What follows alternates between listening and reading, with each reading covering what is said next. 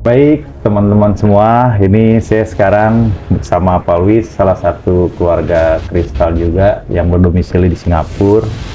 Jadi beliau ini mau bertestimoni ya, waktu ketika di tim AK itu melakukan OA ataupun operasi astral. Itu gimana Pak Luis waktu di OA tuh, kesan dan pesannya? Kesannya ya pertama persepsinya ya kalau dengar istilah OA kayaknya serem gitu kayaknya wah astral direparasi atau apa gitu. Ternyata waktu dijalanin itu benar-benar lebih apa ya, lebih ke sinkron ke apa yang fisik saya butuhin gitu. Karena waktu saya join OA itu kan karena mengalami beberapa simptom di badan. Kayak waktu itu saya lagi ikut retret meditasi, tapi nggak biasanya, baru meditasi sebentar, kayaknya energinya udah meluap-luap, gede, sama kayaknya mancar, ya nggak enak lah pokoknya. Biasa saya enjoy gitu kalau suruh meditasi retret gitu kan, bener-bener nggak ada distraksi, tapi lagi itu bener-bener badan nggak enak banget, sakit banget gitu. Jadi waktu itu pertama di OA, ternyata yang ketahuan ya ini, dari saluran energi saya itu ada yang kayak ada kabel yang lepas gitu istilahnya lah. Oh iya. Oh ya, saya suka dari tim AK sebetulnya pakai analoginya mereka tuh yang bahasa sehari-hari gitu, kayak oh kabel lepas, kayak spare partnya nggak connect gitu kan, kayaknya jadi relate gitu kan. Jadi waktu itu ketahuan sumbernya itu. Dan yang menarik waktu mereka diagnosis itu banyak banget validasi ke apa yang sebetulnya dari sisi medis dikemukakan ke saya gitu. Karena kalau problem saya itu dari kecil tuh sama perut saya yang lemah gitu. Jadi ada faktor gastrik, ada faktor ya saya lupa lah penyakit lambungnya apa aja gitu. Tapi pokoknya banyak, sempat infeksi, sempat diare parah kayak gitu-gitu. Nah lagi itu saya inget kan saya udah ketemu berapa dokter nih waktu zaman kecil tuh, ketemu dokter medis di Indo. Lagi itu saya sempat nanya pertanyaan ke dokter medis itu kan, kenapa ya perut saya kayak begini gitu. Ya jawaban dokternya, ya itu emang dari sana udah kayak begitu. Tangan pabriknya ya Pak. Tangan pabriknya udah kayak gitu. Udah, maksudnya dia bilang ya kamu cuma bisa belajar buat gimana manage-nya gitu. Nggak bisa buat ngarepin, soalnya perut orang kan beda-beda. Lagi itu dokter saya bilang gitu.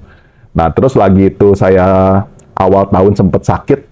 Kalau saya udah di Singapura ini saya udah jarang ke dokter medis karena ya saya juga udah lebih menjauhi obat kimia, tapi saya suka kadang-kadang ke TCM, traditional Chinese medicine gitu.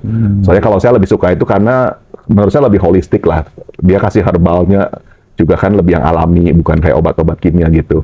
Nah lagi itu juga saya awal tahun sakit juga ke dokter TCM, dia juga sempat bilang gitu tentang pola hidup. Dia tuh bilang waktu dia detect kayak oh sirkulasi saya, peredaran darah saya, tekanan darah segala macam, dia bilang oh ini gaya hidup kamu pasti ini terlalu rushing gitu, terlalu cepet, apa-apa makan cepet, minum cepet.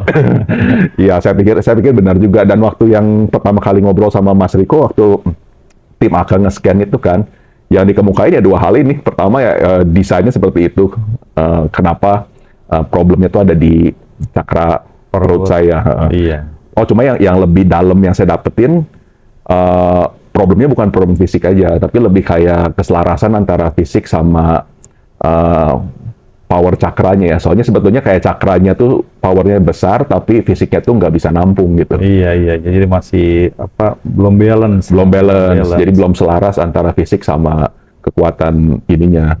Terus kedua juga yang lagi tuh tim AK tangkep juga ya itu emosi yang besar karena yaitu pola hidup yang racing ya.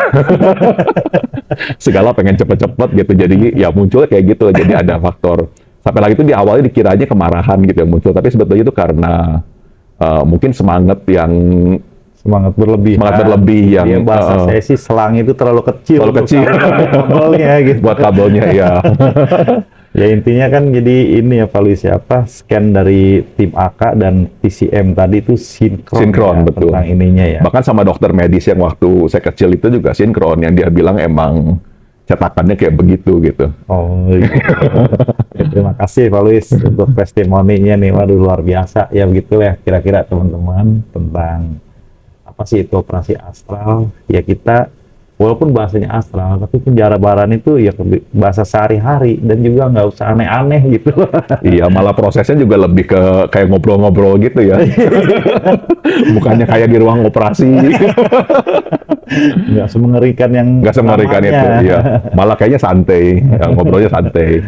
Oh ya, tuh satu lagi mau nambahin, kan operasi astral tuh ada 3 sesi, jadi sesi 1, 2, 3 gitu. Iya. Yang menarik tuh sebetulnya nggak berhenti di situ gitu, di satu sesi, tapi menurut saya waktu saya setelah review, selama proses 3 kali, itu kan dengan jangka waktu kurang lebih sekitar seminggu jeda di antaranya itu banyak banget proses pembelajaran sama pengembangan diri sih, karena jadi banyak pattern atau pola-pola yang jadi ketemu. Iya, ketemu berubah gitu. Berubah, Jadi berubah dari pattern lama ke pattern yang baru, mengisi, dan betul. itulah yang memang merubah kehidupan itu baik secara fisik, psikis ataupun juga secara kehidupan nyata lah intinya. Iya. Gitu.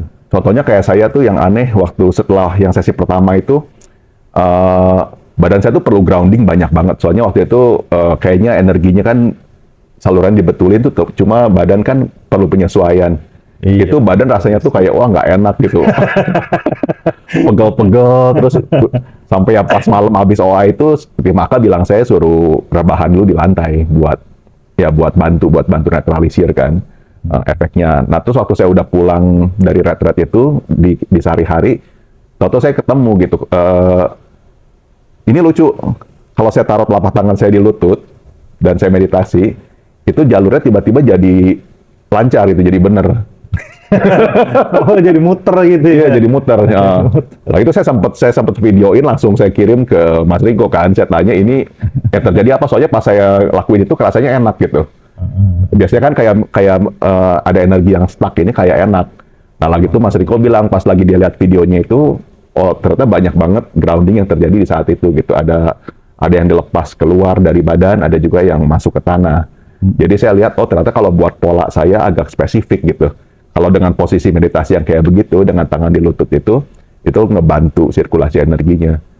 Ya. Iya, betul. Nah, intinya kan jadi setiap posisi meditasi tiap orang tuh berbeda-beda. Iya. Walaupun dasar basicnya tuh ini dulu, step A, step B. Tapi nanti tuh yang pastinya itu, yang bagusnya tuh setiap orang menemukan patternnya Polanya, masing-masing gitu, sesuai cetakan karoserinya itu. Oke, Betul. baik. Terima kasih Pak Luis. Ya, sekian. Terima kasih. Terima kasih.